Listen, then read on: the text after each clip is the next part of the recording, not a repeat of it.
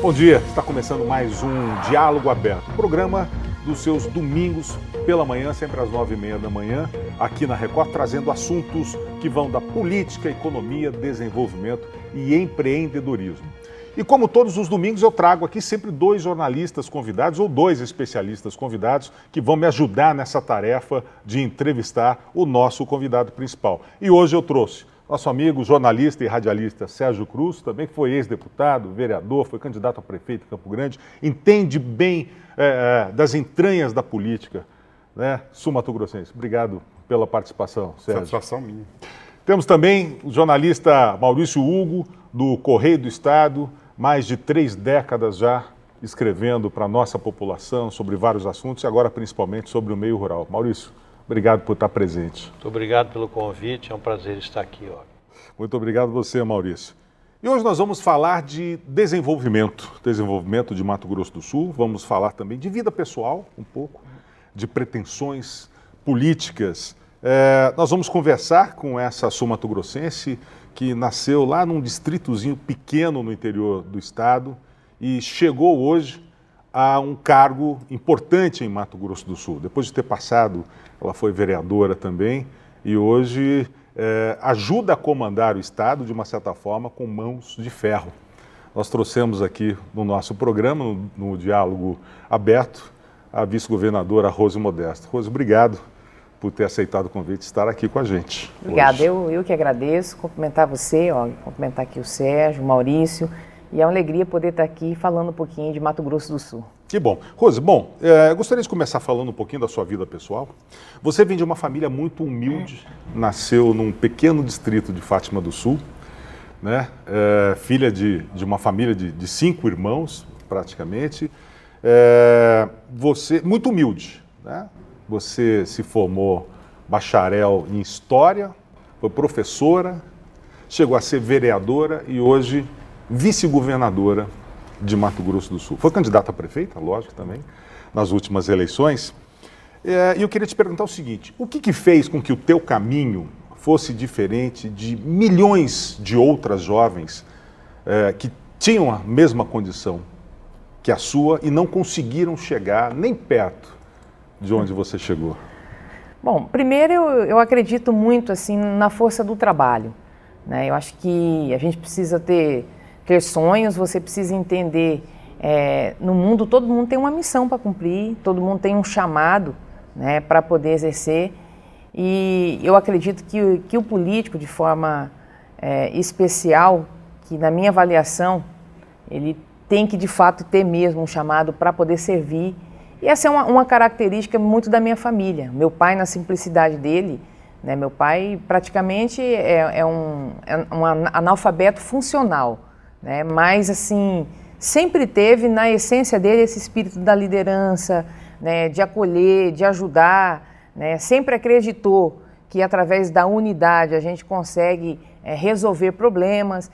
Então eu acredito primeiro, né, que a minha personalidade, que tem muito do meu pai e da minha mãe também, que é uma baiana que veio para Mato Grosso do Sul ainda menina, sempre moraram na roça, como a gente dizia lá em Cuturama, mas sempre trabalhou nessa área, né, da agricultura, trabalhando como pequenos agricultores ali na região de Cuturama, distrito de Fátima do Sul. E eu acredito então que esse chamado mesmo, essa característica de querer contribuir, de estar próximo, também levando ali o sentimento, né, tentando lutar por sentimento de pessoas que têm vontade de vencer, que estão em busca de oportunidade. Então, isso já é muito da minha característica por conta da minha família e da minha criação. Você hoje enfrenta ainda discriminações por ter sido de origem humilde, por ser mulher, logicamente, num cargo importante, você ainda sofre as discriminações que são assim, naturais e normais apesar da gente não concordar, mas são naturais em boa parte do país? Na verdade, assim, acho que essa questão da discriminação, do preconceito, Olga, ela sempre existe. E aí não é só com quem é humilde, não é só com quem é mulher. Infelizmente, quando você se torna diferente do outro, e isso, inclusive na política, você está sempre confrontando com alguns interesses de grupos diferentes, é natural que as pessoas exploram, né, algumas situações. É pelo fato de você ser mulher, é pelo fato de você ser solteira, é pelo fato de você ter vindo de uma família humilde, é pelo fato de você ser evangélica. Então, tem um monte de contexto. Mas isso sempre me serviu como uma mola aí para me impulsionar mais ainda para o sonho que eu queria conquistar. Eu nunca fiquei presa a essa coisa, não. Mas existe. Né, existe. Eu ouvi, inclusive, nessa eleição, é uma coisa interessante, pedindo voto, eu encontrei o senhor num bairro, ele disse para mim assim, não, você está... De forma alguma, eu jamais vou querer ver a minha cidade ser comandada por uma mulher. A gente ouve ainda esse tipo de situação, né? Mas, ao mesmo tempo, as mulheres precisam comemorar, porque algumas décadas atrás aí, nós não tínhamos direito nem de votar.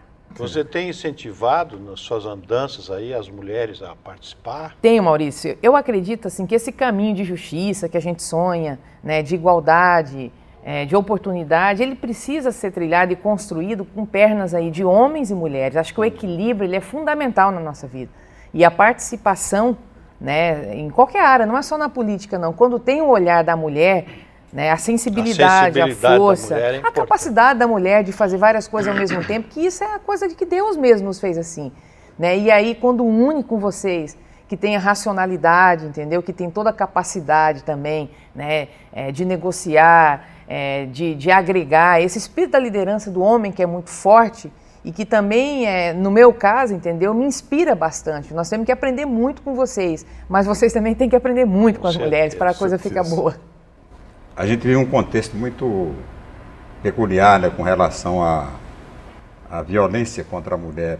Você, mulher, representante do governo, faz parte do governo, o que você pode fazer, o que você pode estar fazendo para combater essa violência contra a mulher? Há aí uma questão cultural, infelizmente, que às vezes eu já encontrei a própria mulher, ela aceitando aquela situação pela fato dela ser mulher. É como se aquilo fosse um processo natural. E aí é onde nós começamos a fazer um trabalho. Eu, quando fui vereadora, fui a autora da lei que instituiu aqui o Botão do Pânico, que foi um projeto que nós copiamos mesmo de Vitória, né? O Espírito Santo é o estado aí considerado mais violento. Isso para alertar sobre violência contra a mulher. O Botão do Pânico, na verdade, ele é para ficar, é um aparelho que a Justiça, numa parceria com o município, o estado e o Tribunal de Justiça, nós iríamos proporcionar às mulheres que estão hoje sob medida protetiva. Né? Porque o papel, infelizmente, ele não tem sido suficiente. Então, a mulher tem um papel dizendo, olha, ele não pode se aproximar. E você não tem um policiamento em torno dessa mulher, porque é esse botão, ele tem um sistema ligado direto à Guarda Municipal, né, assim que é o conceito dele, e lá tem a Patrulha Maria da Penha, e quando a mulher percebe que o agressor, né, o ex-companheiro, geralmente, está tentando se aproximar, ela aciona. Em 3 e 4 segundos chega essa mensagem de qual é o endereço, inclusive com foto, com tudo. Então, eu fui autora desse projeto. Depois acabou que o prefeito, na época que foi aprovado, o prefeito era o Nelsinho, acabou ainda não implantando, mas em seguida, né, criaram aí um dispositivo parecido. Essa batalha a gente vem fazendo na Câmara de Vereadores, mas no governo do estado, nós fizemos e criamos um projeto Maria da Penha Vai à Escola, a Lei Maria da Penha Vai à Escola, que é com esse objetivo, sensibilizar os meninos de hoje, né, falar desse assunto, essa questão da violência contra a mulher, ela não é um problema que a polícia vai resolver, né, que o Tribunal de Justiça vai resolver sozinho, que os governos vão resolver, tem que ser uma discussão nossa e ela é diária, é todo dia. Agora, vice-governadora, como é que você tem visto esse movimento crescente no país hoje de um feminismo, até que muita gente está chamando de um feminismo extremista, né? Com algumas mulheres adotando algumas posturas extremamente radicais em defesa dos direitos da mulher, mas que extrapola, na verdade, algumas questões de bom senso. Né? Como é que você vê o crescimento desses movimentos? Assim? Na verdade, assim, todo extremo, né, todo radical me preocupa muito. Pode ser em qualquer área. Se for para discutir religião, né, o radicalismo na religião ele não salva ninguém, não contribui com nada, pelo contrário, entendeu? E falando sobre essa questão aí do feminismo, eu também tenho algumas preocupações. Eu penso que a mulher, ela para ser respeitada na sua essência, para ter os seus direitos aí adquiridos, não é através do radicalismo. Então a mulher realmente tem o direito, mas acho que o excesso, ele não contribui com esse respeito, né, com o avanço que as mulheres precisam conquistar. O radicalismo em lugar nenhum ele funciona. Tá bom. Bom, nós vamos fazer uma pequena pausa para os intervalos e daqui a pouco nós voltamos a conversar com a vice-governadora de Mato Grosso do Sul, Rose Modesto. Só em instantes.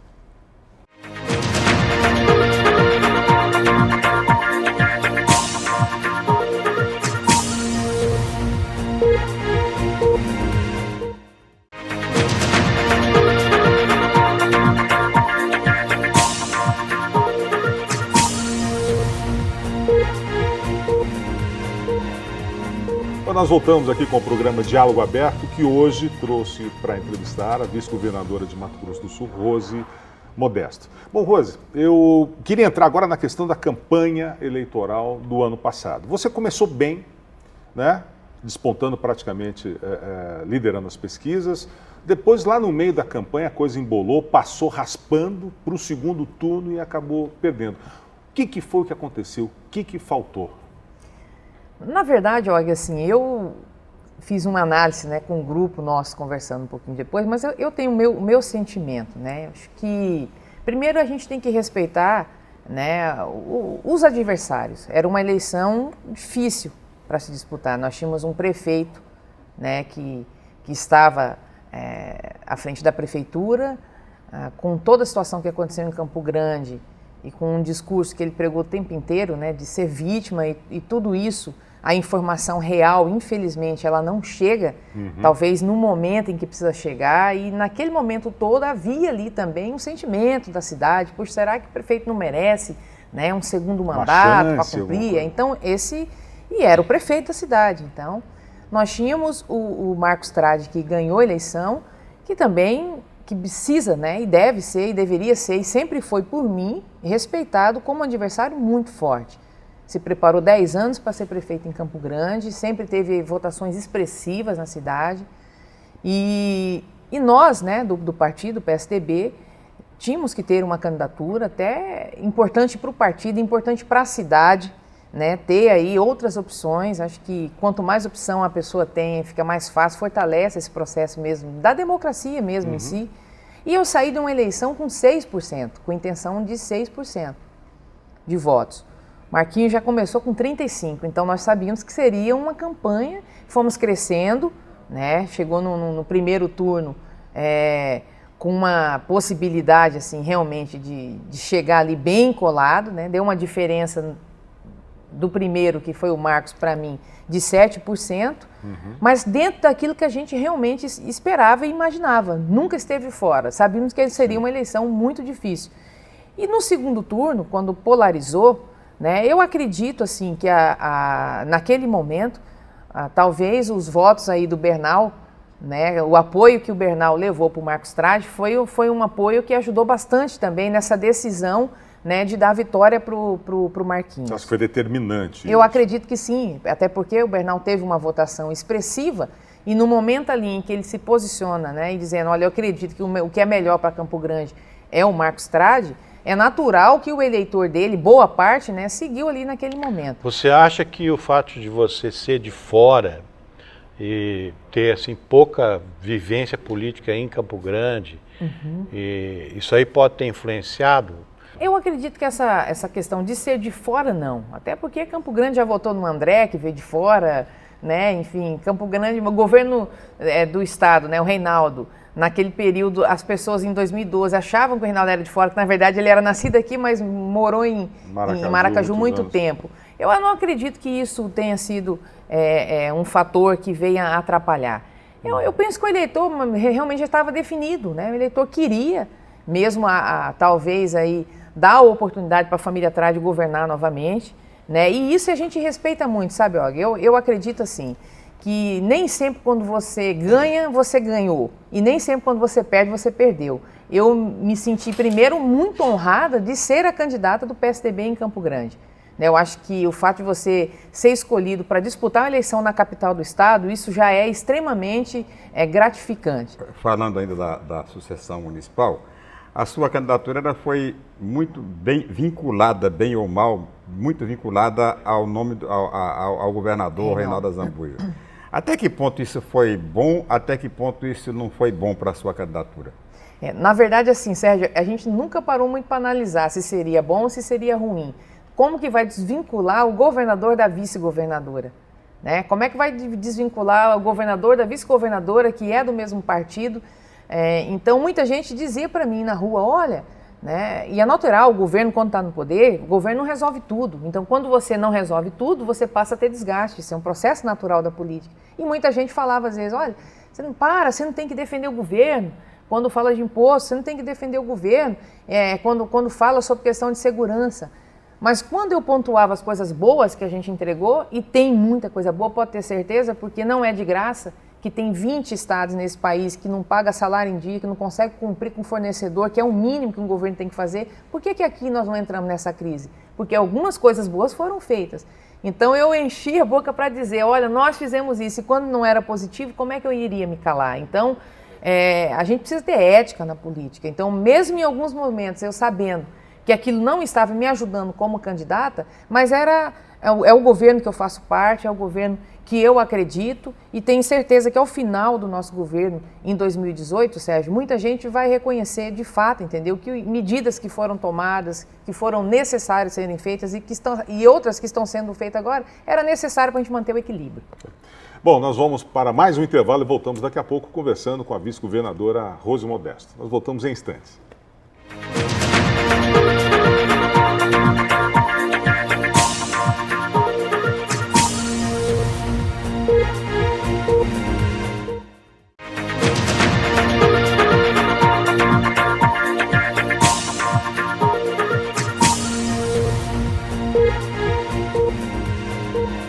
Nós voltamos com o Diálogo Aberto, conversando hoje com a vice-governadora Rose Modesto. E eu tenho aqui ao meu lado dois excepcionais jornalistas, Sérgio Cruz, radialista, jornalista, e Maurício Hugo, do Correio do Estado, que estão me ajudando nessa tarefa de extrair o melhor da vice-governadora. Vamos falar um pouquinho agora de desenvolvimento de Mato Grosso do Sul, né? Nós estamos enfrentando agora uma reforma administrativa bastante, digamos assim, pesada, que precisa ser feita, né? Se busca uma economia de mais de 100 milhões, 134 milhões de reais. O governo vai conseguir botar a navalha na carne para fazer essa reforma do jeito que precisa ser feita? Vai conseguir. Na verdade, nós começamos o governo já, o que a maioria dos estados estão fazendo agora, nós fizemos no início do governo. Nós reduzimos de 17 para 13 secretarias e agora nós estamos deixando com um modelo de 10, nessa nova reforma que nós estamos fazendo. Nós tivemos aí, de dezembro para cá, fomos pegos de surpresa essa questão, né, da diminuição do consumo do gás. Foi algo que realmente foi, de certa forma, né, por parte da Petrobras, assim, bastante, até desrespeitoso com o Estado, porque nós não fomos em momento nenhum nem comunicados do que poderia e do que deveria e iria acontecer. Hoje há uma expectativa, o governador Reinaldo já teve por 2 vezes com o presidente, né, e também com o Pedro Parente discutindo sobre essa questão. Há uma possibilidade de a gente reverter, mas o Estado perdeu aproximadamente aí 60 milhões por mês. Né? Então, essa também foi uma questão, um baque no governo. Um baque muito grande. E aí, mais do que nunca, nós tivemos que nos reorganizar. Hoje foi anunciado, inclusive, já pelo governo do Estado, né, algumas fusões que foram feitas dentro do governo, mas com muito cuidado, com muita sensibilidade, para a gente não deixar de oferecer a qualidade e os serviços que a população precisa continuar recebendo. Né? Mas foi necessário ser feitas algumas exonerações também, diminuição de cargos, e esse é um momento, né? O eleitor, ele precisa entender, o servidor público precisa entender, os governos precisam entender. Eu acredito mesmo que nós estamos vivendo, o Brasil está sendo passado a limpo em todas as áreas, em todas as esferas, e o momento de mudança é momento de transtorno, mas depois vale a pena. Qualquer mudança na nossa vida acaba gerando um desconforto, mas vale a pena. E aqui o governador Reinaldo, nesse sentido, ele não está pensando realmente num resultado político para 2018. E esse momento tem que ter muita responsabilidade para não estar mesmo com esse foco, né? O foco agora é a gestão mesmo do Estado, é deixar o governo com condições realmente da gente poder se manter aí vivos, né? Oferecendo os serviços essenciais, né? Eu acho que um governo que não consegue pagar o seu servidor é o fim. Objetivamente, né? Onde que você acha que o governo vai conseguir economizar mais recursos, por exemplo, com essas medidas? Você acha que só a extinção de secretaria, fusão de secretaria, isso aí permite uma redução de gasto significativa? É importante também, Maurício, sabe? É importante. Não é só isso não. O governo hoje, né, ele está fazendo uma revisão em vários contratos que a mídia com certeza, alguns já foram noticiados e outros que a mídia vão noticiar a partir de agora, sabe? Então essa revisão nos contratos, né, você realmente buscar o mesmo serviço, mas o próprio empresário entendendo essa recessão, o momento que nós estamos vivendo, que ele também vai ter que oferecer um serviço por um preço diferenciado, sabe? Então, a revisão de contratos, enxugamento que nós estamos fazendo aí na máquina, diminuindo secretarias, a questão dos cargos. Hoje, o maior problema dos governos é a questão da folha, né? Quase todas as prefeituras e quase todos os governos estão com a folha inchada. Então, é momento mesmo da gente ter esse olhar. Acho que tem tudo um ajuda, número de sabe? cargos comissionados que estão sendo extintos? Você tem um número? Isso vai ser gradativo. Tem uma parte que vem, né, agora, até porque há esse momento, tem pessoas nossas sendo qualificadas, preparadas para desempenhar a função ali de 2 ou 3, entendeu? Então, tem uma parte que sai agora, mas ao longo do período aí, a ideia é a gente pelo menos ter aí uns 500 comissionados que vão, nesse momento, infelizmente, perder aí os seus empregos. Rose, o governo tem que ter uma preocupação com o futuro, é claro, o futuro próximo, né? Tem que estar sempre antenado com o que vai acontecer no futuro. Mas tem os fatores conjunturais, né, que o governo não pode ignorar estão vindo aí, né, a questão da negociação com os servidores, a atualização do piso nacional do salário dos professores, que o governo tem conseguido manter relativamente controlado até agora. Como é que vai ser daqui para frente? O governo está preparado para enfrentar esse confronto aí com os servidores? Agora que vem o pior, né? Esse é o momento mais difícil. Eu penso assim, Sérgio, uma prática que o governo adotou é de dialogar e de ser muito transparente. Eu tenho participado, né, da conversa, inclusive, não só com os professores, né, que é a minha categoria, mas eu tenho conversado com todos os servidores. Tem um comitê, né, de negociação que eu faço parte também, e aí envolve a secretária de administração, secretário de governo, né, o pessoal que era da Casa Civil, mas que agora uniu. E nós temos assim mostrado números, o pessoal da Secretaria da Fazenda, fazendo essa discussão. Tem aí que envolve as decisões que nós vamos tomar em relação ao servidor, essa questão mesmo do gás, ela é fundamental para a gente poder retomar com a perspectiva de avançar com o nosso servidor, então depende disso tudo. Mas algo que nós não vamos abrir mão de forma alguma, e isso o servidor ele vai sentir verdade no governo, é mostrar, sentar na mesma mesa, apontar os números, a realidade que nós estamos vivendo hoje e onde nós podemos chegar. Não se trata de querer ou não querer, se trata de poder. Você tem um dado bem recente sobre a questão do gás? O que pode ser restituído, o que não pode? Olha, fala-se aí pelo menos em manter o que estava no contrato, que é o que hoje já está se pagando para a Bolívia, que é a questão dos 24 milhões, né, de consumo. De BTU. Exatamente. Então, é isso. Hoje a perspectiva é pelo menos, Maurício, da gente retomar isso, que para nós já seria importante. E aí o ICMS voltaria ao normal. Exatamente, em cima desse. Bom, o Estado está enfrentando, né, alguns tropeços, houve mudança de secretários, exoneração de secretários envolvidos em algumas denúncias. Você acha que isso pode atrapalhar a administração de Reinaldo daqui para frente?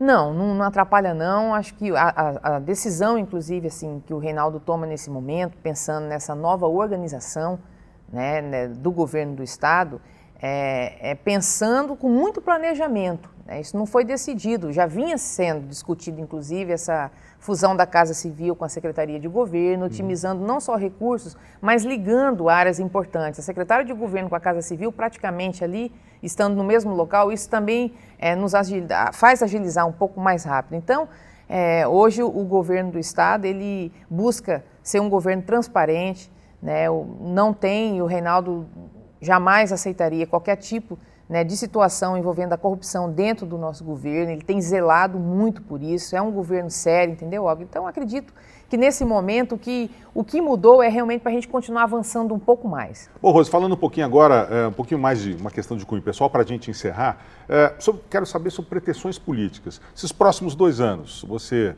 continua do lado do Reinaldo, que é provavelmente um candidato à reeleição, você continua como vice ou vai se lançar a um voo solo? Na verdade, assim, Olga, eu penso que acho que talvez a melhor preparação minha tem que ser o trabalho que nós vamos executar agora, esses próximos 2 anos. Né? Eu tive a experiência de ser vice-governadora, acredito que, inclusive, numa composição política é importante para o Reinaldo, né, ele ter essa vaga para discutir uma composição, né, com outro partido, como vai compor também com questão de Senado. E acho que eu tenho que trabalhar, sabe, o meu foco nesse momento, as respostas que a gente vai conseguir dar, é que vai me deixar preparada para disputar aí qualquer cargo. Né? Então, eu penso assim, acho que é o momento de semear mesmo, né, de trabalhar. Eu acho que quem está presente na base, quem consegue dar respostas, e hoje eu sou cobrada, né, hoje eu estou já com um mandato como vice-governadora. Então, a cobrança é pelos bons resultados, e os bons resultados vai me deixar preparada para disputar qualquer eleição.